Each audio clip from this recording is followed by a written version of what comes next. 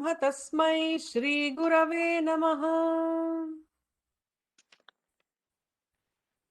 We'll get started. We finished 51st shloka and about to start 52nd shloka of the second chapter. Who would like to get us started? I can do it, Sriji. Go ahead, Sadiji.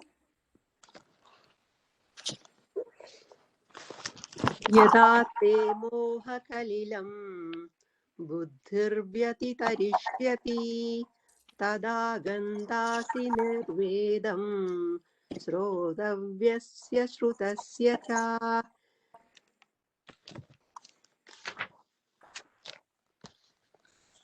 Yada, when, te, your, buddhihi, intellect, moha kalilam, purity of delusion, vyatitarishyati, crosses over, tada, then, srodavyasya, for what is yet to be heard, shrutasya, for what has been heard, cha, and nirvedam, dispassion, gantasi, you shall gain. When your intellect crosses over the impurity of delusion, then you shall gain a dispassion towards what has been heard and what is yet to be heard. Delusion is in the form of absence of viveka or discrimination. The aviveka, lack of discrimination, makes you go towards objects and not towards the Atma. Your mind goes towards objects as though they are going to take you to Atma. Even though the solution to your problem is you always think of it as being elsewhere, outside of you. There is no greater delusion in this world than wanting a solution to a problem that is centered on the I and expecting the solution to be outside of the I. This Mahamoha, great delusion, is due to a lack of understanding of what I am about, what the world can give, what my problem is, what I really want, and so on. The Kalila, or the impurity of this delusion, is what is given up by Atma Anatma Viveka, discriminating between Atma and Anatma. The verse goes on to say that when your mind is no longer under the spell of moha, you gain vairagya or dispassion with reference to what you have heard and what you have yet to hear. You have heard about many means and ends. These are shruta. They are on your list of things to do later. Then there are a few more means and ends that you have not yet heard about. They are yet to be heard later, shrotavya. They come under the headings of shrotavya when you think I should read this and find out. Dispassion towards what you have heard and will hear extends also to everything that is known to you. Such dispassion is really very beautiful. Suppose you decide to gain self-knowledge, moksha. You have developed a great value for this knowledge and have completely dismissed everything that you have so far come to know as desirable ends. Because they do not solve your problem, you no longer have a value for them and have dismissed them. The only thing you want now is moksha. Suppose someone comes and tells you that there is something more interesting than moksha, what will you do? Shall I stop here? Someone else wants to read?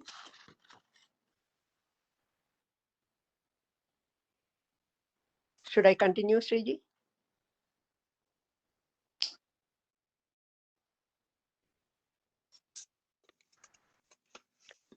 You want me to read? Can I read? Oh, sorry. I did not realize I was on mute. Go ahead, Bhartiji. Yeah. Okay. One's dispassion can be shaky. If we are practical people, we may have to give up self-knowledge. It means that our viveka is incomplete and our vairagya is shaky. Everyone has vairagya until something more interesting comes along. Similarly, our plans for gaining self-knowledge vanish along with our dispassion.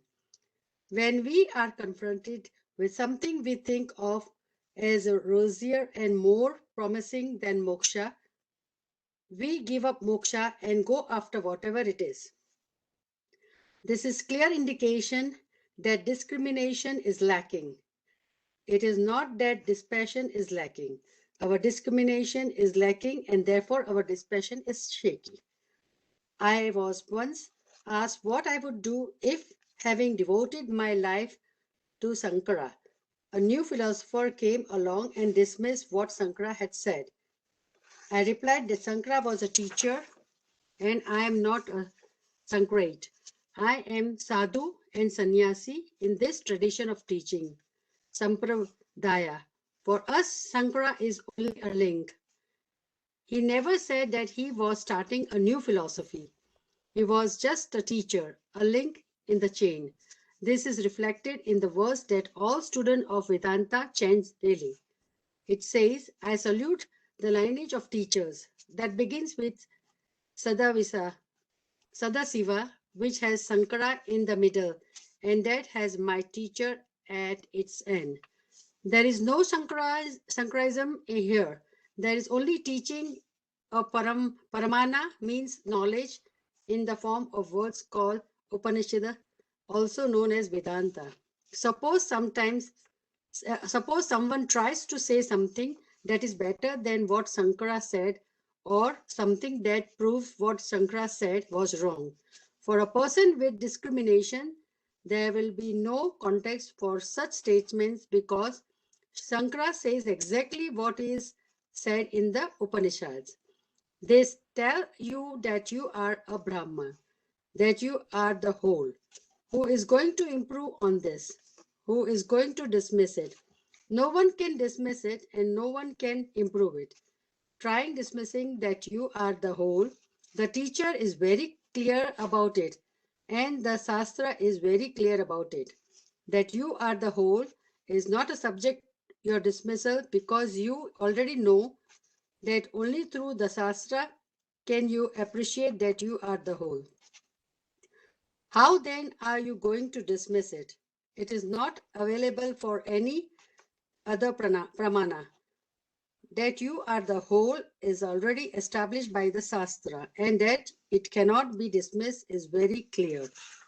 If the statement I am the whole cannot be dismissed or improved upon, I cannot be enticed by the new philosophy which gives me a supposedly better idea about me. Already the Upanishads have given me the last word. It says, I am limitless, I am infinite, and I am Brahman, I am the whole. I am all that is here. Who is going to improve on this? No one can improve Sat Chit Anand, nor can anyone dismiss it because it is me. There is nothing better possible. Anything that I am going to come to know later will not disturb my dispassion either. I will have the same dispassion towards what I come to know in the future as I have towards what I know now. Whatever comes will be from the world, which has no independent existence apart from Brahman. Nothing can come from outside the world and nothing more can come from Brahman because it is Eka One. Knowing this is what is meant by Viveka discrimination. Once you do not have moha in you, when your values are very clear, when you understand the delusion of human pursuits, then you will discover in yourself a dispassion, nirveda, towards what is to be heard.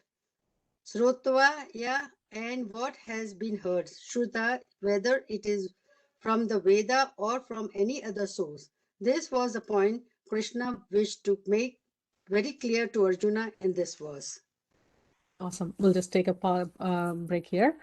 Thank you, Bhartiji and Satiji. So the most important part here is, where is it? Moha Kalilam, Buddhihi Moha Kalilam Vyatitarishyati. The intellect surpasses or crosses over its confusion, is what Bhagavan is saying. So how does that happen with, all what we have been learning, the Karma Yoga, the Jnana Yoga, and the learnings from Upanishads? So if we think about our life, it always has been a chase. And then Bhagavan actually reminds us that important piece of information, very often throughout Gita in all the 18 chapters. We are always looking outside that something I will do this activity and it'll give me happiness. And it'll give me happiness maybe for 5 minutes or 10 minutes or an year, but I have to look for something else again that to continue to. So there is always this chasing mentality. I remember Swami Paramananda used to say, you don't need anybody else to upset you. Just sit with yourself, sit in a quiet corner for 10 minutes or 30 minutes or an hour. You will get bored of yourself. So you cannot go inwards because our the sense objects are outside. Our sense organs are used to perceiving the sense objects and get information. Mind and mind act. It cannot be still.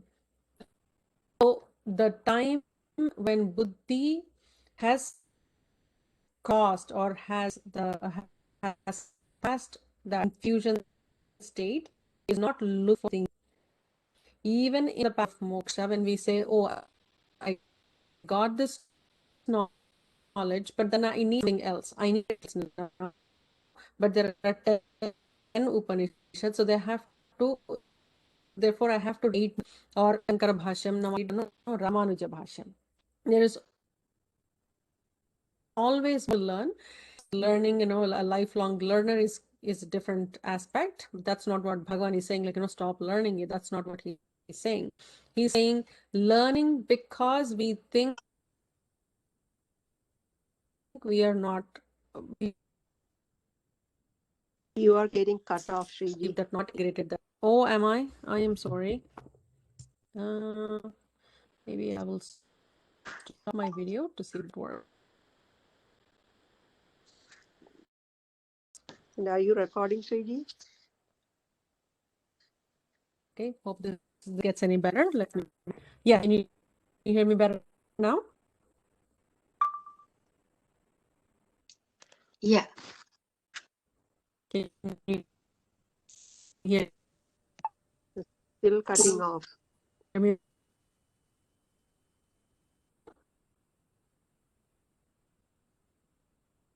Okay.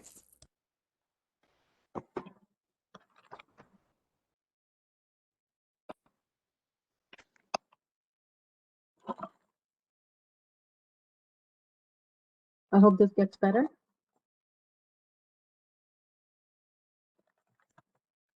That sounds better, Shriji. It's better, yeah. Okay. So,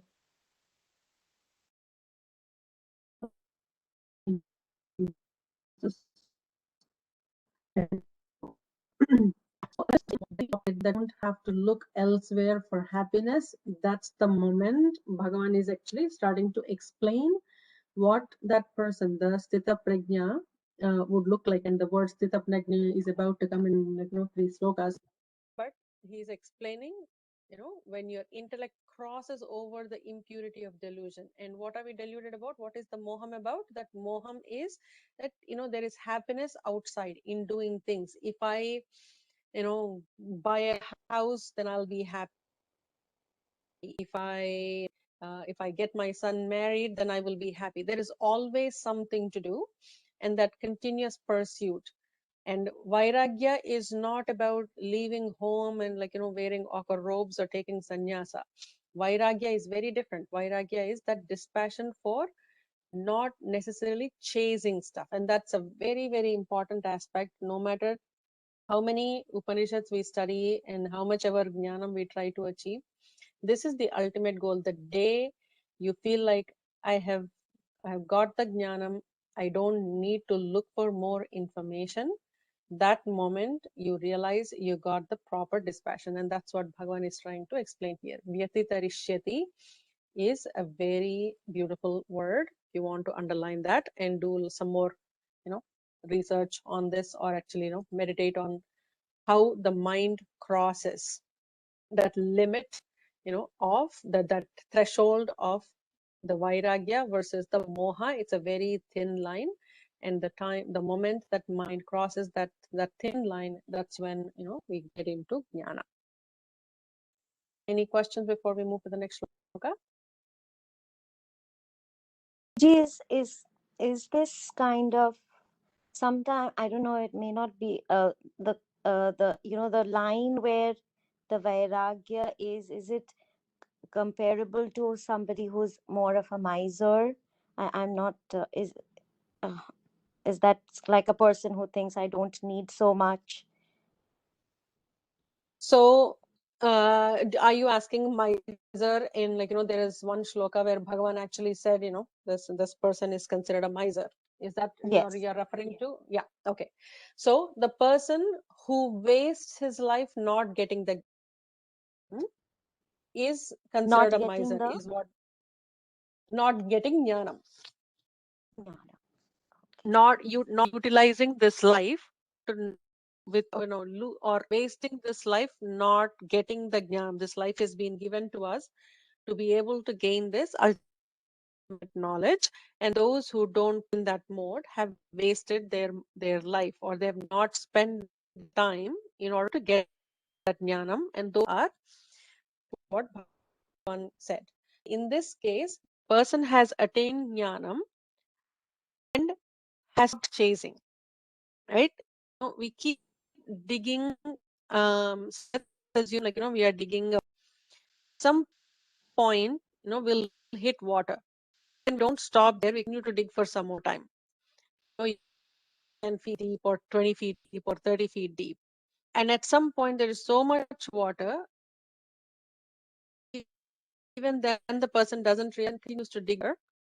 And that, what is the moment where we have, yeah, you know what, this is the point where we don't have to dig for fun. Is really different. Somebody like who are always digging, not necessarily because you're still dead and you're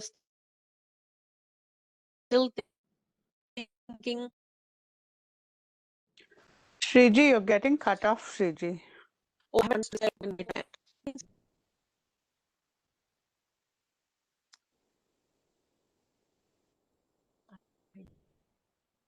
Cut off. Oh no.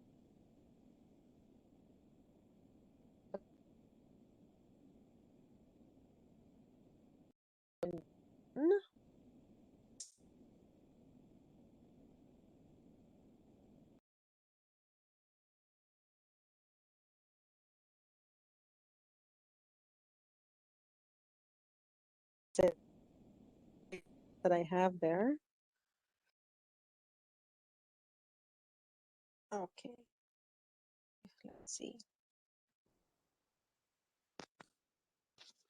It gets a little better, or I might have to call it in from the phone. Yes, Shriji. And this is better. Okay. So I don't know how much of what I was saying you were able to hear. By We understanding heard that Atma sentence. and Anatma. Okay. So by learning the Atma and Anatma Viveka, by understanding that any that you get from Anatma, Anatma is everything, your own consciousness, everything, including your everything, including It's cut off for again. certain period of time. Or 1 second to Maybe we all can get off and then get back again. We should I'll all call come back from again. Yeah, let's try getting Okay. out and Can we get out, CG? in. I'll just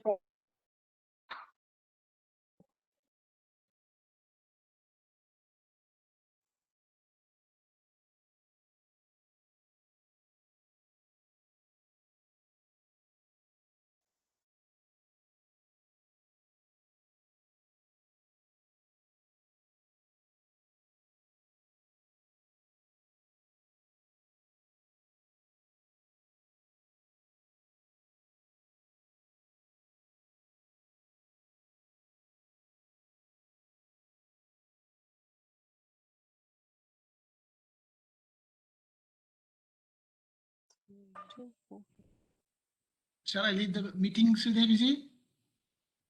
No, don't worry about it, Mahoday. I'm going to call in. Can you hear me now? Thank you. Dhanyavada. Yeah, we can hear you. I can hear you. Yeah. Yeah. Yeah, we can hear you. Just pause, Yes. mute myself and call in.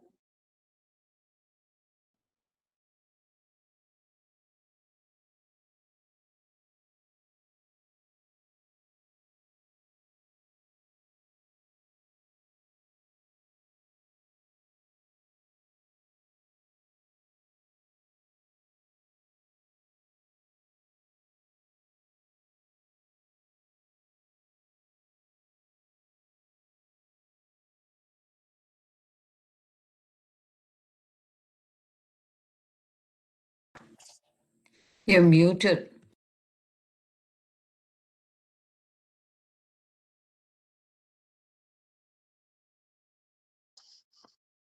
Shriji, you are muted. Yeah.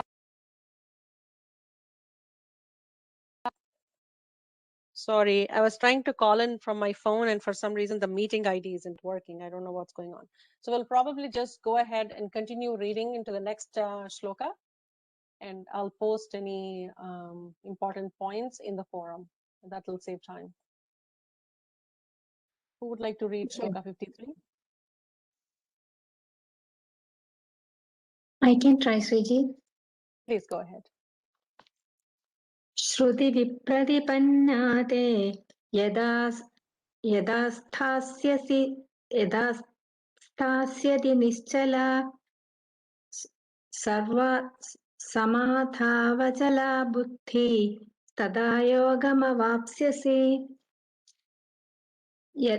Yada, when te, your Shruti vipratipanna buddhi, mind generally distracted by the Vedas, which present various means and ends to be gained, achala, firmly established, samatha, in the Atma, oneself, nischala, steady, sthasyati, will remain, tada, then, yogam, self-knowledge, avapsyasi, you shall gain.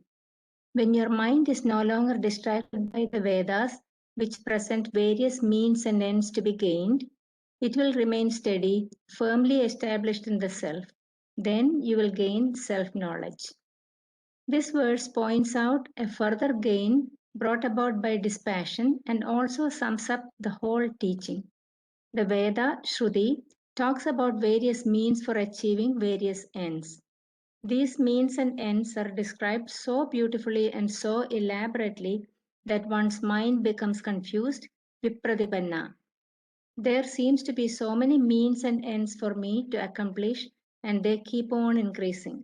Thus, the list of things to be done also keeps on increasing, and I become confused by the Shruti.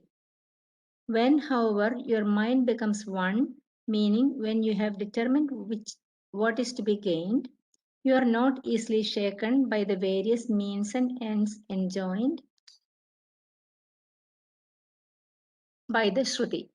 Just as any hype about a particular brand of shampoo has no effect on a bald-headed person, you will not at all be shaken by anything because you have already set your heart on an end that includes all means and ends. We have seen that all means and ends are limited and that what we are really seeking is freedom from any limitation whatsoever. When we know this, everything becomes very simple. The mind being definite about what it wants, it stays without being shaken, without being assailed, swayed, or swept away by anything, no matter how seemingly attractive it may be. Sthasyati nischala. Sthasyati nischala. Not only is such a mind unable to be swayed, it is single-pointed, eka, with reference to the goal. This attitude of the mind is karma yoga. When your goal is very clear to you, the hold that your raga dvesha previously had on you is released and your mind buddhi is steady. Shankara defines samadhi in his commentary on this verse as that into which everything resolves, Atma, samyag athyate chittam asmin iti samadhihi, Atma. He thus makes it very clear that the word samadhi means Atma in this context. When your mind is no longer distracted by the various ends and means prompted by your ragadvesha, because the goal is very clear to you, it will remain steady, firmly established in the self or Atma. Then you will gain self-knowledge. The first line of the verse itself indicates that the person is a mumukshu, one who seeks moksha or liberation. A mumukshu may continue to be in the field of activity as a karma yogi, or he or she may take to the life of renunciation as a sannyasi. These are the only choices a mumukshu has. When the mind is no longer swept away or confused by the Shruti, which talks about various means and ends, it becomes steady and definite about what is to be accomplished. Moksha through knowledge of the self. This steadiness is Karma Yoga, and the Karma Yogi is a Mumukshu.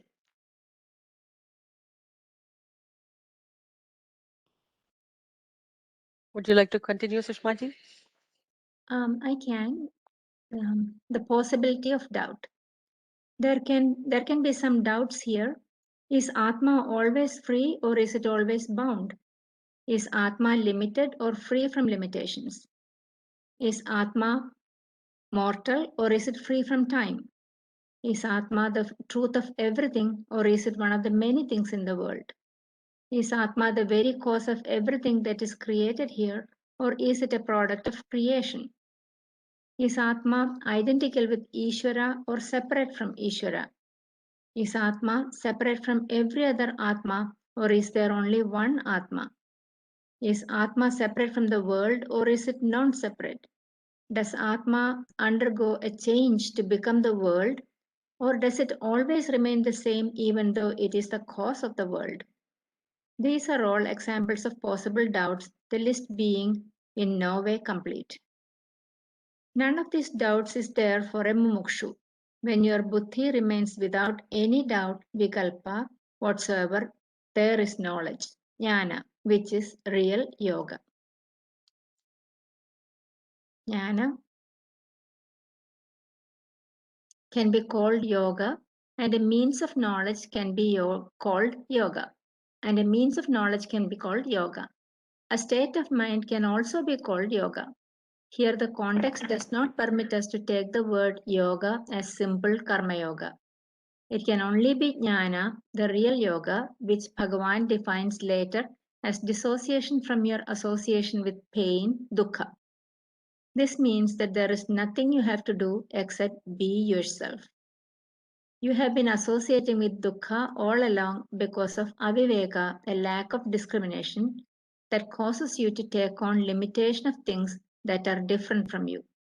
Then you say, I am limited. This is dukkha and is called dukkha samyoga. Due to the lack of discriminative knowledge, aviveka, there is dukkha for you.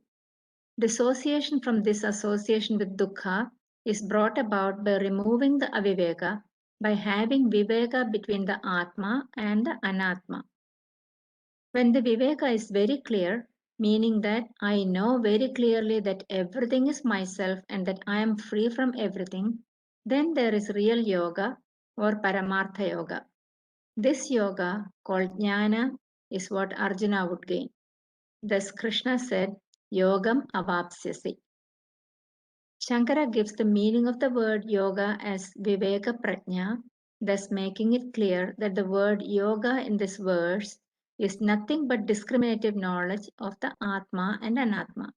When true discrimination is lacking, sorrow is the result. Awesome. I hope you can hear me now. I'm sorry about that. I don't know what happened.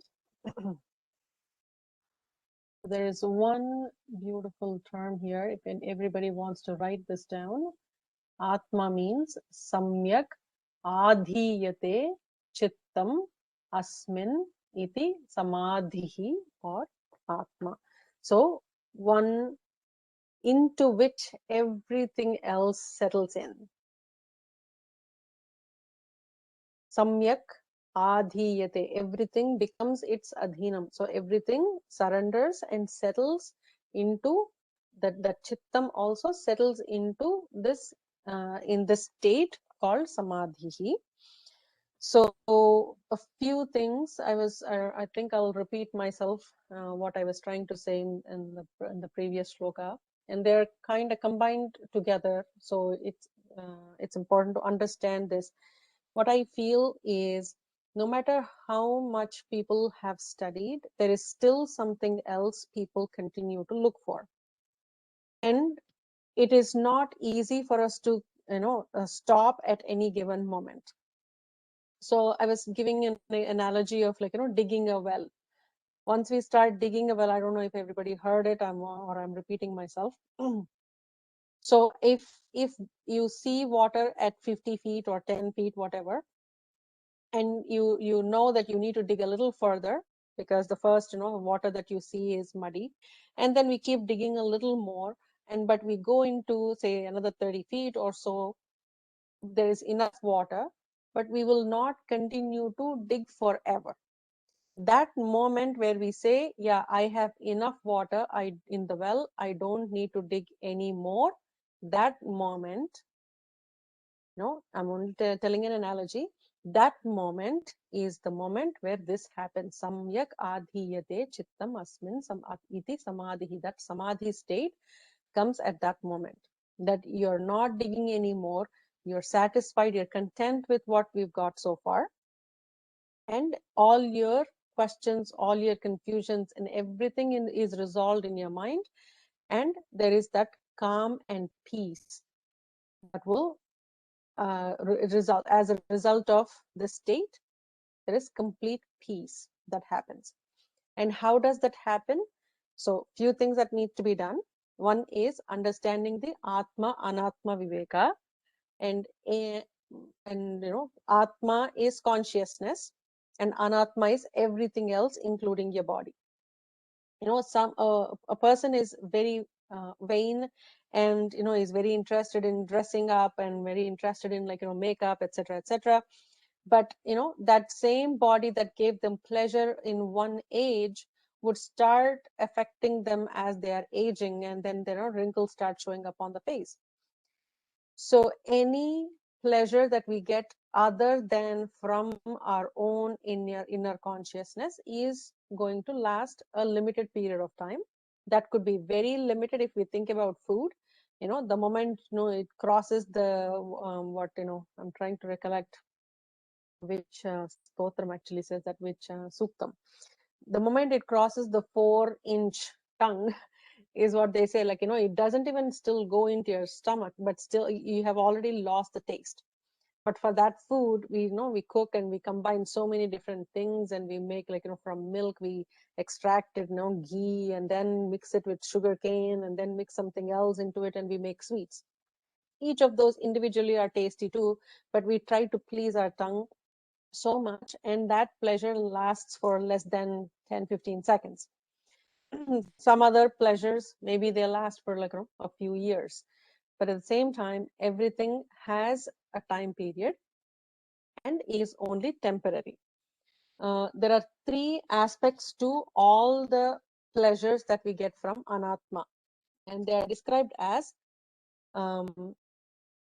atriptikaratvam, which is what we were just talking about, that we have dissatisfaction is definitely an expected result at some point in this pleasure. That's one. Number 2 is called bandhakatvam, that we are attached to that happiness or that thing. So for example, I love my car and I'm attached to it, so there is an attachment which we are sangha, the Bhagavan is trying to tell us detach from things, but we are attached to, especially we are attached to people in our lives. So there is bandhakatvam. And the third aspect is dukkha mishritatvam. They are associated with some dukkha. So there is pleasure at the same time. There is also some sorrow that always is attached to these pleasures. So what we have to come back to Sthasyati nischala. Sthasya. Sthitam means to be in that moment, in that place. So at any given point, if you want to just sit down and not, make your mind travel a million miles, but just sit and try to meditate, that moment you would feel the most happiness from within. But at the same time, the mind is what actually dominates our stability, and it wants to start looking for, oh my god, I it's time to cook, or no, it's so sunny outside, I wish I could go for a walk. Something else comes up in the mind, and that's it. It just disturbs our peace inside. So what Bhagavan is trying to say is that stha is the word. Keep the mind stable, and this moment is the moment. Then you can relish, if you focus more on the Atma and not so much on the Anatman. I hope you are able to hear me this time. Everything's good. All have understood these two shlokas. It's very, very important. We can move forward. Yes, Sriji, now it's very clear. Thank you, Guruji. I think, Guruji, this is a nice, I think I'm a little ahead into a different chapter, but I think the same message is in chapter 5, verse 22, if I may recite with your permission. Please go ahead. Yehi samsparshaja bhogaha dukkha yoniya evate adyantavantah kaunteya nateshu ramate buddha. The pleasures that arise from the contact with the sense objects, though appearing as enjoyable to worldly minded people, are really a source of misery. O son of Kunti, such pleasures have a beginning and an end, and so the wise do not delight in them. Awesome. Thank you, How Guruji. apt. Thank you so much, Bhaskarji. To the next shloka. Oh, actually, Arjuna is asking his question. Who would like to read this one? I can do that, Guruji. Please go ahead. Thank you. I think Arjuna's first question. Having talked mainly so far about Karma Yoga and Sankhya, in this verse, Bhagavan summed up everything he had said so far. The first line, Sruti Vipratipanna Te Yada Stasyati Nischala, refers to Karma Yoga. The second line, Samadhau Achala Buddhihi Tada Yogam Avapsyasi, refers to Sankhya Yoga. Having thus summed up and perhaps thinking he had done a good job, Lord Krishna might have paused for Arjuna to respond. Arjuna did not say, as he would in the 18th chapter, that all his delusions were gone, that he knew that what was to be done and was going to do it. He did not say this until the end of Gita. If he had said it here in second chapter, the Gita would be, of course, be over. Krishna would have said Om Tat Sat and completed the Gita. However, since Gita as a dialogue, Samvada, Krishna talked to Arjuna and Arjuna asked questions because this particular subject matter has to be understood, not just blindly believed. There is no use in Arjuna walking away thinking Krishna told me that I am eternal, therefore I must be eternal. A belief requires no explanation at all. You just believe. The only requirement is that belief be stated. Why people write about belief is beyond comprehension. The belief needs only to be stated honestly. Stating a belief is exactly what a belief is.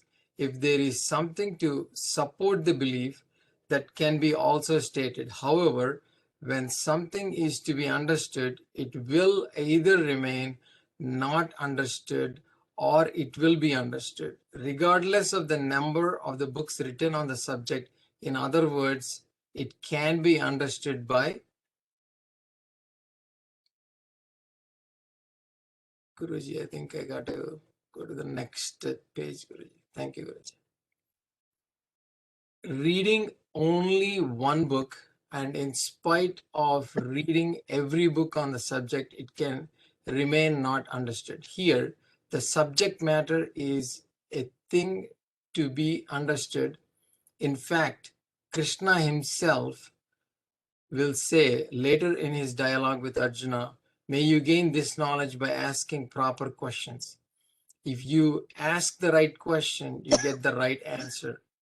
Even if you ask the wrong question, as Arjuna did in the next verse, he may get the right answer. Arjuna uvacha stita pragnasya ka bhasha samadhistasya keshava stitadhi kim prabhasita imasita vrajeta kim. Arjuna Uvacha said, Keshava, O Keshava, Stita Prajna, one in whom the knowledge is firm, Samadhistasya, one whose mind abides in Atma, Bhasha, description, Ka, what, Stitadi, one whose mind is not shaken by anything, Kim, how, Prabhasita, would speak, Kim, how, Asita, would sit, Kim, how, Vrajita, would walk. Arjuna said, O Keshava, what is the description of a person of firm wisdom, one whose mind abides in Atma self? How does such a person whose...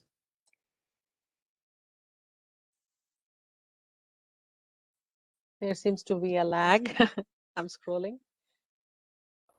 Thank you, Guruji.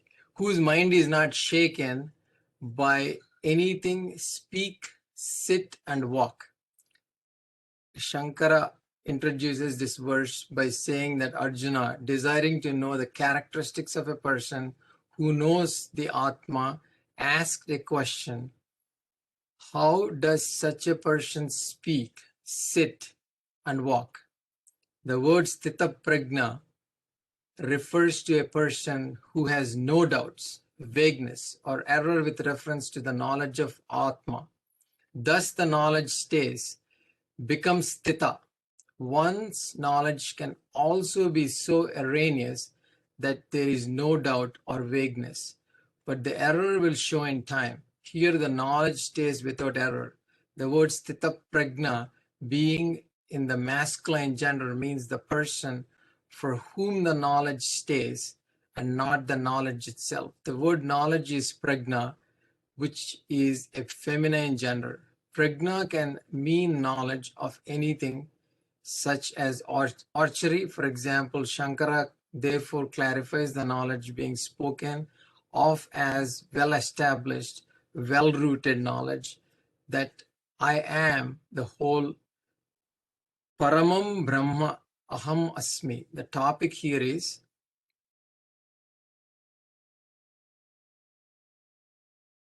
Paramatma, not archery, and the person for whom the knowledge of Atma being Param Brahma is steady, is called Sthita Prajna. This person is also described as one who is in Samadhi, Samadhistha, of whose mind is abiding in the Atma, is awake to the Atma. Arjuna wanted to know how Krishna would describe such a person.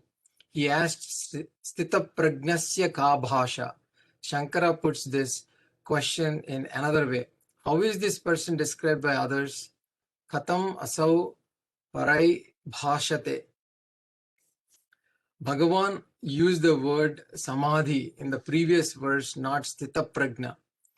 It was Arjuna who coined this later word, and his question reveals that he seemed to know what it is all about, at least in the first line. He asked for a description of a wise person, a sthita prajna, which was an excellent question. He also used the word stitadi, meaning a person whose buddhi remains firm. But then he asked, does this person talk? Kim prabhashita? Does he or she sit? Kim asita? Does he or she walk? Kim vrajeta? Shankara did not think that these questions are worded were Arjuna's real questions. To ask, does a wise person talk? Would he been meaningless because would have been meaningless because Krishna had been talking all along. It would also have meant that Arjuna had a doubt about whether Krishna knew what he was talking about, and therefore whether he was a Sthita Prajna. Because Kim can mean what or how, Shankara took Arjuna's question to mean the later. How did a wise person talk, sit, and walk? When someone asks you a question, you either answer the question or you answer the person. When you answer the person, you still answer the question, but it is the spirit of the question that you address. When you answer the person, you consider what the person had in mind when he or she asked the question. Before a person talks, he or she has a sense to convey. This is the reason why one talks. Therefore, the listener tries to understand the intention or the sense of what the speaker is attempting to convey. This is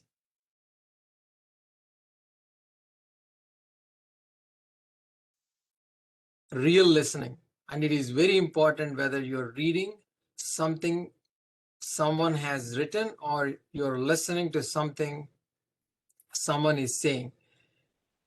A person may not always say what he or she really wants to say. A person look may be enough for you to see his or her language.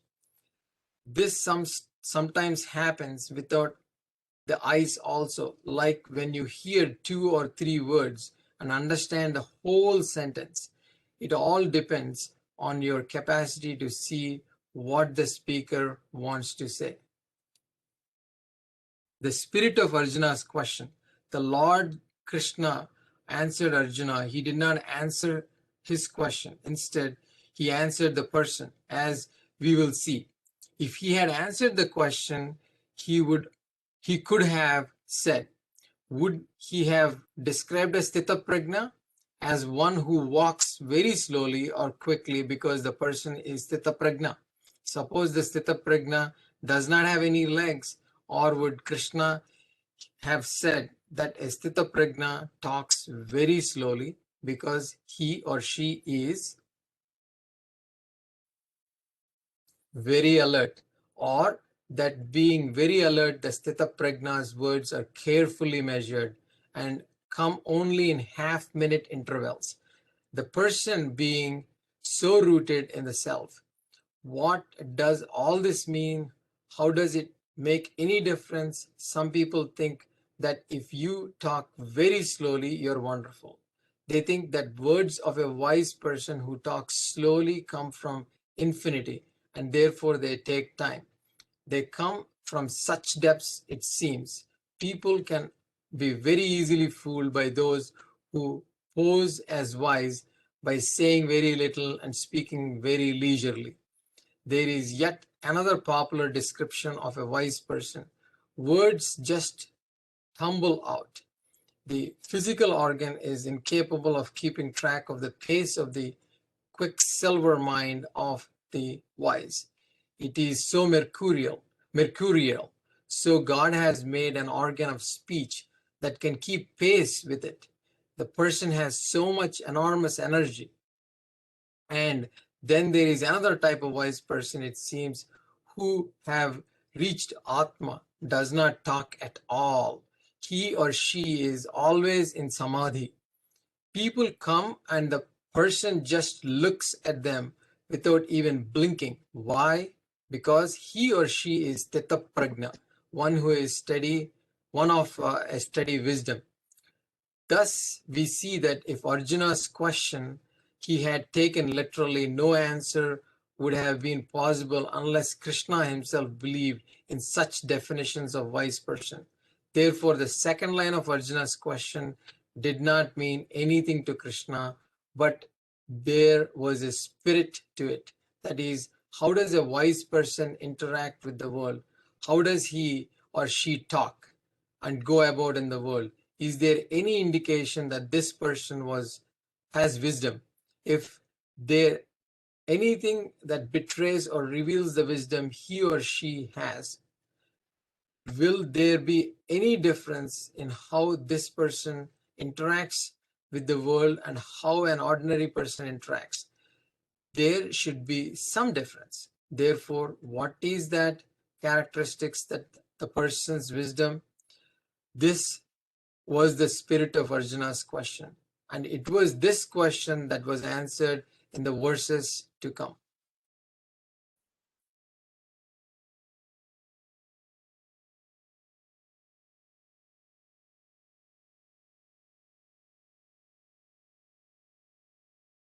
Guruji? Awesome. Thank you so much, Bhaskar ji. Hope. Can you hear me?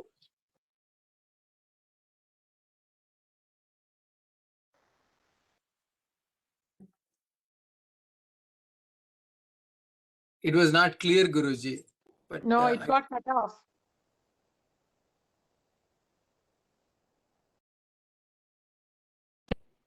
It's too unfortunate.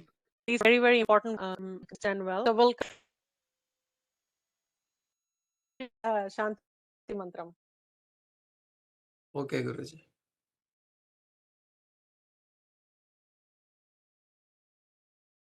I can do the Shanti Mantram, Guruji. Purnamada Purnamidam Purnat Purnamudachyate Purnasya Purnamadaya Purnameva Vasishyate. Om Shanti Shanti Shanti. Sarvam Sri Krishna Arpanamastu. Jai Guru.